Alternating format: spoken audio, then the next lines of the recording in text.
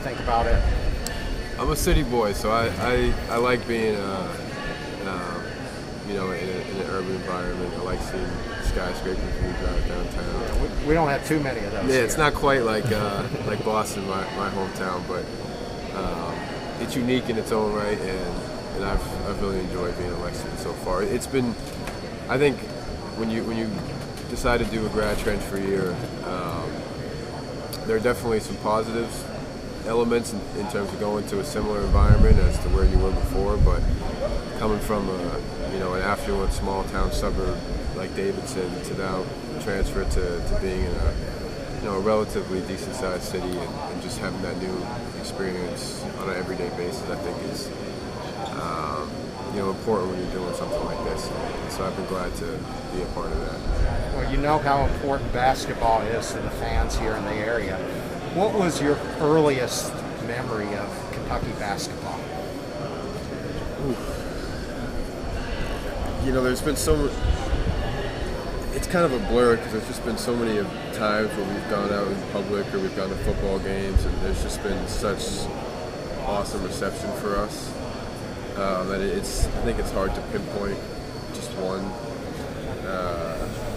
example, but just seeing the reception and really the appreciation of all of us as players and people whenever we're in the town or at school events has been a cool experience. Any particular players that jump out at you that played here before? You're old enough to remember John Wall and Anthony Davis and those guys, right? I'm definitely old enough. I was, yeah. I mean, how do I even answer that and give justice to everyone that's had great careers here? Some guys that I kind of look up to and like a lot there in the NBA, guys like Jamal Murray, Tyler Hero. Those are guys whose games I probably appreciate the most, and I try to take some tidbits from what they do. But that's what makes this place unique. There's been just a plethora of exceptionally talented players that have gone through here and have had eventual success in the NBA. Kellan, what are your memories of playing against Kentucky in Boise? From a personal standpoint, I remember taking a lot of shots and making about a fourth of them. So, but that was, we battled them tough. It was a nail biter until about 2 minutes left. It was a cool experience as a freshman. You dream of playing in the NCAA tournament and being able to do it against the best and most traditional program in college basketball history was pretty cool. Obviously, at the time, I wish we could have won and advanced. But I think it was 15,000 people roughly, and it was an awesome first taste for March Madness for me as a freshman. John was saying that it took you some time to sort of adjust to the speed. What was that adjustment like for you, and do you feel like you've mastered it, you're confident? Yeah, when we got back in September, we started advancing in 5-on-5 and the frequency of just going live and really applying a lot of the things we worked on over the summer.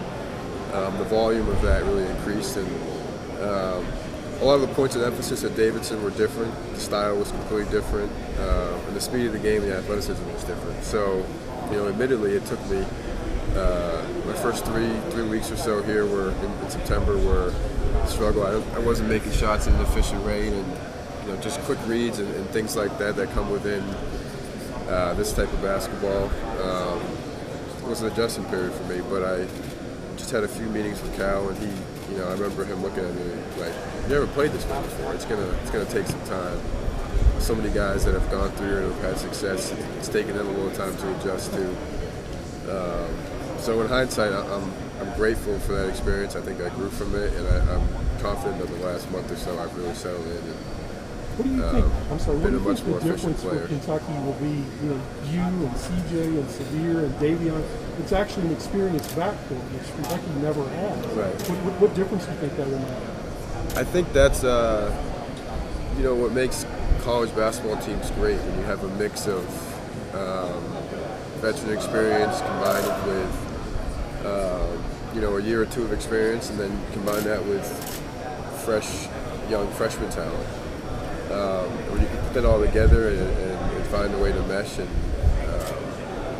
I think that typically leads to success. And it's good to be able to have guys that have played 100 games in college, or 120 games in college in my case, or 60 games in college. And you just, I think being able to, once that can all matriculate, and typically success comes with that, I think.